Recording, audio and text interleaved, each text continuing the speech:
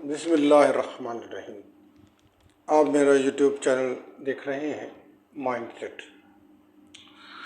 South Sudan का visa किस तरीके से हासिल होगा और उसका जो ई वीज़ा है उसके क्या प्रोसीजर है, क्या डॉक्यूमेंट्स हैं, इन तमाम चीज़ों को डिटेल में डिस्कस करूँगा आज की वीडियो में।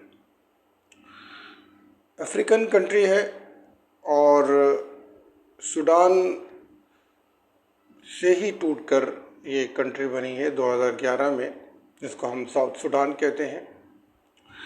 सेंट्रल अफ्रीका की लोकेशन है, एक लैंड लॉक्ड स्टेट है जिसके बॉर्डर्स के साथ 6 इम्पोर्टेंट कंट्रीज लगती हैं। तो वीज़ा अप्लाई करने से पहले कुछ इम्पोर्टेंट चीज़ें हैं जिनका आपको जानना बहुत ज़रूरी है। सिंगल एंट्री वीज़ा है और मल्टीपल एंट्री वीज़ा आप ले सकते हैं। और अगर आप टूरिज़्म के लिए जा रहे हैं, किसी कॉमर्स के लिए जा रहे हैं, कोई बिजनेस एक्टिविटी है, तो इन दोनों टाइप के लिए वीज़ा आपको ई वीज़ा बआसानी मिल जाएगा। कोई बहुत लंबी चौड़ी बैंक स्टेटमेंट दरकार नहीं है, इंतहाई कम डॉक्यूमेंट्स हैं और एक बहुत ही आसान प्रोसीजर है जो कि इनकी ऑनलाइन एप्लीकेशन वेब पोर्टल है जिसके थ्रू आप अप्लाई करेंगे।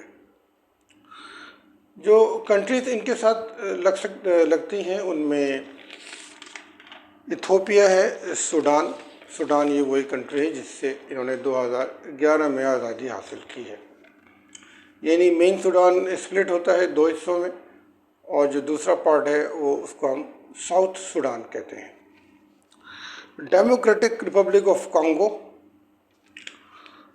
युगांडा और कीनिया, ये जो आखिर की 3 कंट्रीज़ हैं यानी कीनिया, युगांडा और डेमोक्रेटिक रिपब्लिक ऑफ कॉन्गो, इसके वीज़े मैं ऑलरेडी कर चुका हूँ।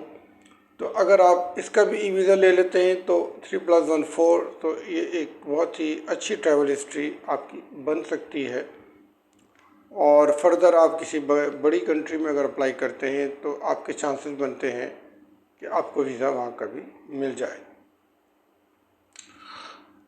तो अगर आप सिंगल एंट्री के लिए अप्लाई करेंगे तो आपको वीज़ा फ़ी पे करनी होगी $100, वैलिडिटी 30 डेज़ की है। मल्टीपल एंट्री में 2 टाइप्स हैं, $200 90 डेज़ और $350 100 डेज़। तो 100 डेज़ के लिए $350 और 90 डेज़ के लिए $200 आपको पे करने होंगे ऑनलाइन अपने debit, credit, master visa card की मदद से। क्या प्रोसीजर है उसको देख लेते हैं। एक इनकी एप्लीकेशन है evisa.gov.ss, SS stand for south Sudan. तो ये इसका सब डोमेन है, इस पर आपने आना है, क्लिक करना है, एक अदद अपना अकाउंट क्रिएट करना है, वीज़ा एप्लीकेशन फॉर्म आपने सबमिट करना है और तमाम जो डॉक्यूमेंट्स हैं उनको डिजिटल फॉर्मेट में कन्वर्ट करना है, या तो PDF हो या फिर JPEG फॉर्मेट में आप तैयार करेंगे और उसके बाद इसको आपने अपलोड कर देना है। तकरीबन 72 आवर्स की प्रोसेसिंग टाइम है। आपको चाहिए कि आप कम से कम 10 दिन पहले अप्लाई करें, तो अगर उसमें कोई डेज आगे पीछे होते हैं तो आपके लिए आसानी हो ट्रैवल करने के लिए। तो ये इसका छोटा सा प्रोसीजर है। डॉक्यूमेंट्स में आपने जो डिजिटल फॉर्मेट में तैयार करने हैं उसमें हस्ब मामूल जो पासपोर्ट है, valid passport, validity at least 6 months की, 2 ब्लैंक पेजेस प्लस जो आपके ओल्ड कोई वीज़ा अगर लगे हुए हैं उनकी भी कॉपी, कोई पुराने पासपोर्ट्स जो एक्सपायर हो गए हैं उन पे वीज़ा अगर लगे हुए हैं तो उसकी भी आपने जो है JPG फॉर्मेट या डिजिटल फॉर्मेट में तैयार करना है। उसके बाद पासपोर्ट साइज़ फ़ोटोग्राफ्स। नंबर 3 पे hotel reservation as usual, flight reservation और ये 4 डॉक्यूमेंट्स हैं, ये आपने तैयार करने। जब आपको ईमेल पर आपका ई वीज़ा आपको मैसर होगा तो तमाम ओरिजिनल डॉक्यूमेंट्स आपने अपने साथ रखने हैं कि जब आप इनके जुबा इंटरनेशनल एयरपोर्ट पर आप अराइव होंगे। इनका जो कैपिटल है वो जुबा है और जुबा का जो कोड है वो GJIA है, यानी जुबा इंटरनेशनल एयरपोर्ट, जिस पे आप जब अराइव होंगे तो वहाँ पे पासपोर्ट पे स्टैम्प कर दिया जाएगा। तो ये तमाम ओरिजिनल डॉक्यूमेंट्स आपने सबमिट करने हैं।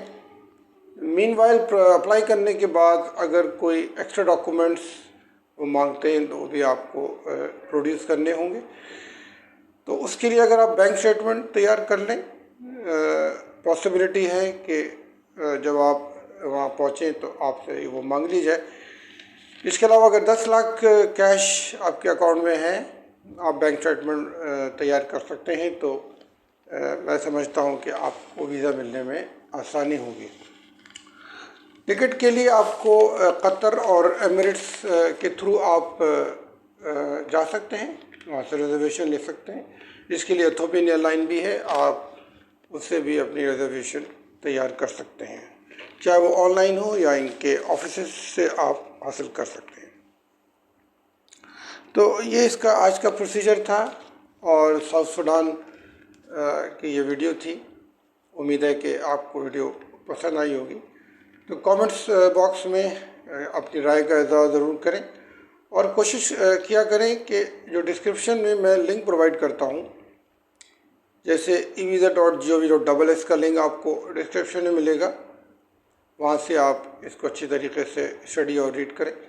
इसके अलावा जो स्टेप्स टू प्रोसीजर है, जो मैं आप प्रोसीजर बताता हूँ, उसकी डिटेल भी डिस्क्रिप्शन में होती है और इसके अलावा भी इम्पोर्टेंट लिंक होते हैं। तो आप तमाम डिस्क्रिप्शन को जो है कम्प्लीटली रीड किया करें। इसके अलावा कोशिश किया करें कि जो वीडियो है उसको कंप्लीट देखें ताकि हर चीज़ जो है वो कवर हो जाए। तो आज की वीडियो में इतनी ही रखते हैं। कमेंट्स में अपनी राय का इज़हार ज़रूर कीजिएगा and I would love to see your comments and reply you as soon as possible. So take care till then. Allah Hafiz.